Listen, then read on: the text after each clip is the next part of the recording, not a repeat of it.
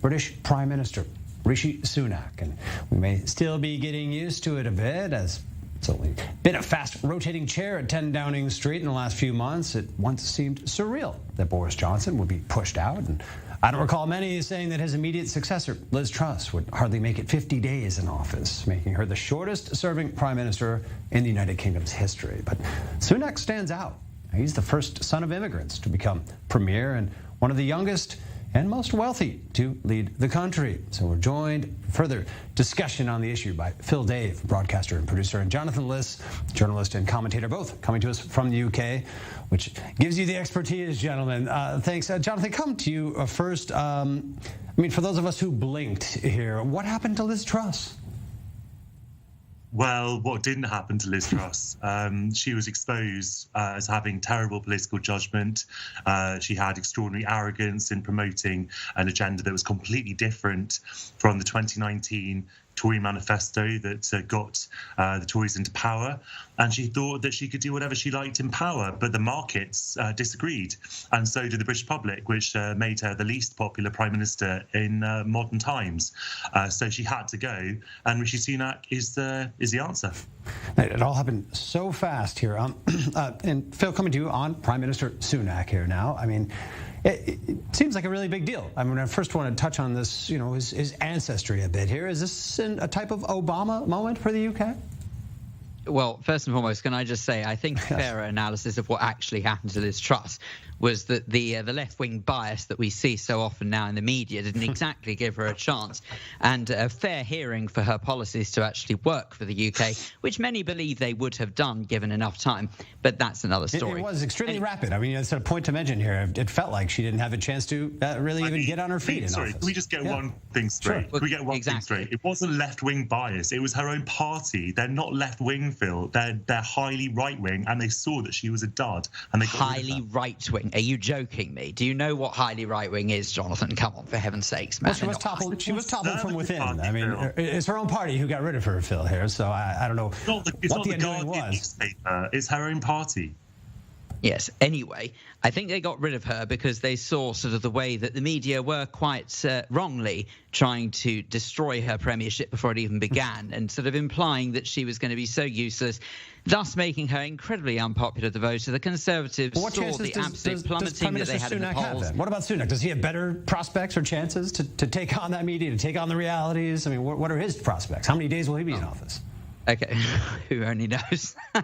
Let's put it this way. I think that if you look at what he did with Prime Minister's questions yesterday, when he was in the House of Commons and he went up against Sir Keir Starmer for the first time at the dispatch box, I think that on the whole he did a very good job. He gave very measured responses. He was very cool and calm under pressure. And I think we saw the reason why many people within the Conservative Party believe that he is the leader for them. Having said that, you mentioned the first question you asked me, sorry, was whether or not sort of this is our Obama moment. I hope not. The reason why I hope not is because I don't want the thought of Rishi Sunak being voted in because he's a novelty prime minister. Sure. He needs to be voted in because he's the right man for the job.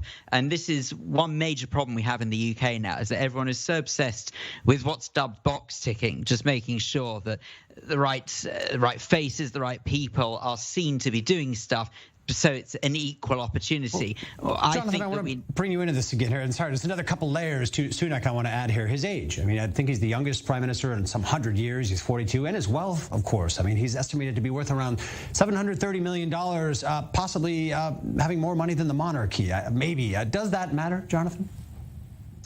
It really matters depending on what he does. And I think that he has himself inadvertently and ill-advisedly made it an issue, because I disagree with Phil, not for the first time, about what happened at Prime Minister's questions yesterday. I thought that Sunak was very easily rattled. His insults were very old and tired. They basically repeated all the things that Boris Johnson said. But unlike Boris Johnson, he doesn't have the charm, charisma or humour to pull it off. So I think that it's going to tire quite quickly. But in particular, he was using a kind of North London smear against Keir Starmer.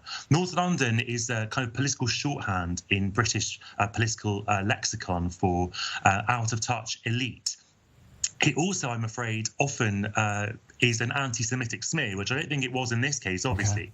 Okay. But people often do talk about North London when they mean Jewish, and that is actually an important thing to bear in mind. But the problem is, if Sunak wants to sort of level some kind of establishment jibe against Keir Starmer, who came from a very working class background, then Sunak's extraordinary wealth, multiple houses around the world, is absolutely fair game. And more importantly, if Sunak is going to spend his premiership cutting public spending, cutting benefits, making life harder for poor people, then the fact that he is richer than King Charles is going to be an extremely rich seam of political attack for the Labour Party. Phil, is this the Labour's moment to pounce essentially on what appears to be a disorganized, group of Tories? I can only say, please God, I hope not. But let's put it this way. I would say that if you think of Rishi Sunak using that so-called jibe, or people using the jibe as far as North London is concerned, I don't get this. I really don't. The amount of wealth that an individual has is literally nobody's business, okay? It couldn't be more simple than that. I don't care how wealthy the guy is. I care about what he does as a prime minister. I care about what he does for the country and how he helps to recover the dire state of the economy at the moment. I care about what he's going to do about trying to cut people's cost of living crisis. I care about how he's going to tackle Putin. I care about all of these major issues. I can't believe how hung up people are about how much money the guy's got in his bank. It's no one's business. Sure. It doesn't matter. If he's going to be making other people poorer, it's legitimate to ask why he can't tax himself more instead. Jonathan, the question to you about Labour. Is this a moment that they're seeing some ripe opportunity that they haven't seen in some years now?